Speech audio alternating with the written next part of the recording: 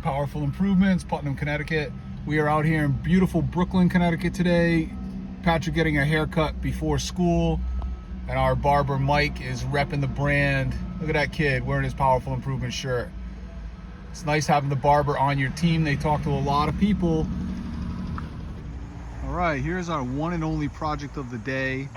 This is an old mop factory down in Moosup, Connecticut. Big mill across the street. Some factory row housing up the road. We've washed a few of those. What's interesting here is this is the fourth time we're washing this. We come back every single year and wash this for the guy.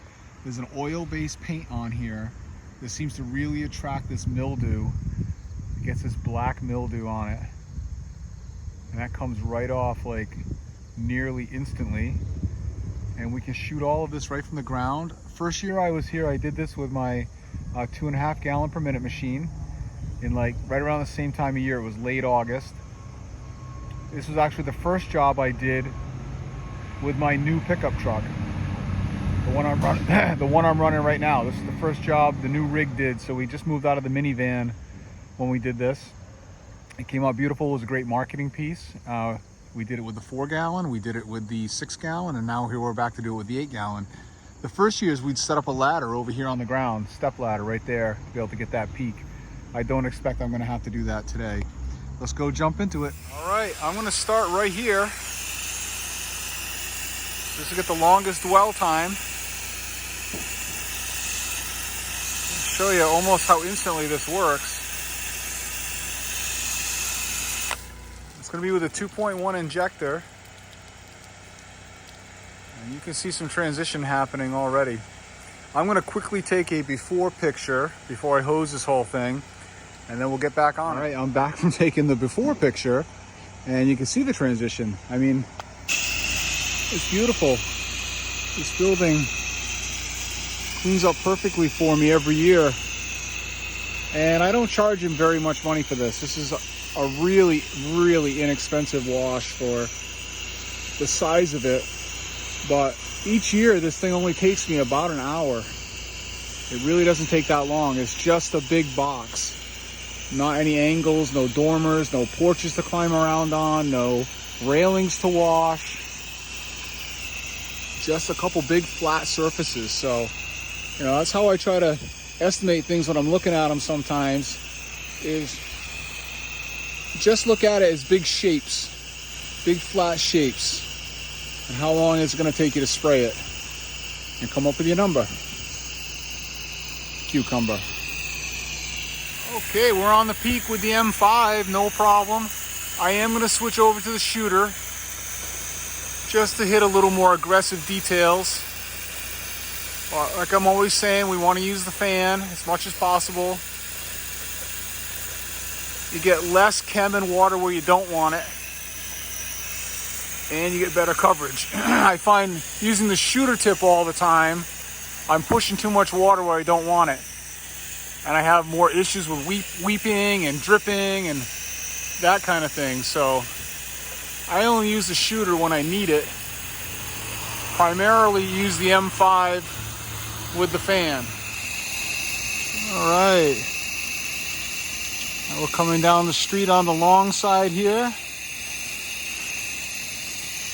Getting almost instant results. I'm gonna come down with the fan one time and then come back with the shooter one time. And then we'll be switching pretty instantly to rinse.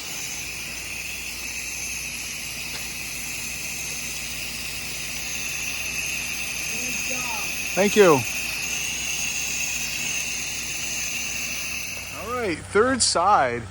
It's also very dirty, very, very dirty. This oil paint, for some reason, attracts this mildew. But also cleans up almost instantly, so we like it. This is all junk out here, by the way. This guy does scrapping. This is kind of like, he uses this building as like a storage area for flea market things and yard sale things, and he basically buys people's properties out, brings it here and sorts it, sells what he can, scraps what he can't.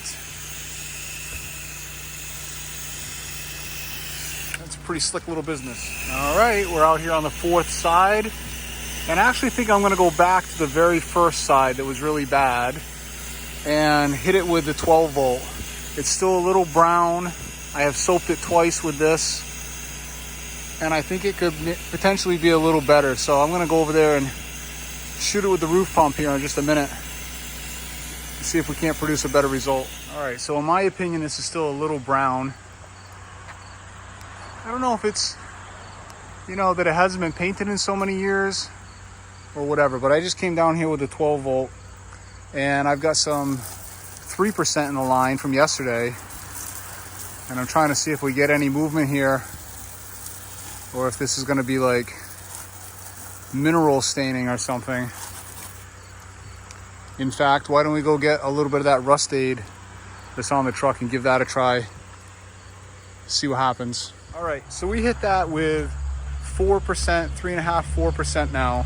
So I'm confident that this is no longer organic on here. All right, I went and got some Rust Aid, and look at that craziness. I mean, now we're crazy. So now what do I have to do? We're gonna have to X-jet. We're gonna have to X-jet it. So let's make a 5-gallon pail and see what we can do. All right, you see the incredible difference I made with a spray bottle. That thing was about a third full, and I just sprayed that area and it was almost instant. So we got iron staining all over this whole building. I'm only going to do this end. Okay, I'm not charging the client anything more for doing this. This has been an interesting experiment for me. I'm gonna have some nice marketing pictures from this, and potentially we'll be able to come back and do the whole building and charge him again to take the next step. So what I've done here is I've set up my 5-gallon bucket on a pail. I've got about 1.5 gallons of water in there. I've got a brand new, nearly full jug of Rust Aid from Lowe's. This is, you know, an acid, I forget which one, so stay away from it. I know it's a little sketch having this on the ladder, but that's the only hose I had on the truck. I do not have an X-jet hose on the truck. I had to steal a piece of downstreaming hose and force it onto that barb. All right, so I only have that much length, so I got to dip it into the bucket. So I'm going to make some of this. Okay, I'm going to put about 1/2 gallon in here. So I think I'm cutting this roughly 3-to-1 or so.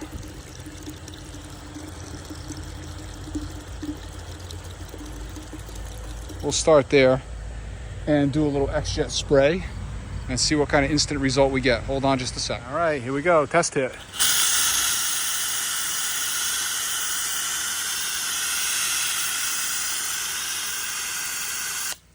And we'll let that hang out for a minute and see what happens. All right, it is starting to move. It is starting to move. Pretty happy with that. I'm going to not add any more Rust Aid. I thought I might just now. I had a thought there that I would, but I think I'm just gonna coat this whole thing and let it dwell, because that is continuing to improve right in front of my eyes. All right, we just made a deal on the 80-pound Easy Curl barbell. There we go. You got another one in you? Maybe. Let's go. Come on. Get it up there, get it up there. There we go. So this guy was nice enough to hand that off to us for doing that rust treatment. Very cool character. All right, I'm thrilled with how that has come out. Got a great relationship going with this guy here. We're gonna get a nice after picture or two, and we'll be back again next year. All right, one last quick video up top here. I'm blown away with how nice this came out. So glad I did that. So much nicer, man. I can't even believe it. That was about 1/2 container of Rust Aid, and I think those are like maybe 15 bucks. So I don't even have $10 into changing that. So I'm gonna keep that in the arsenal.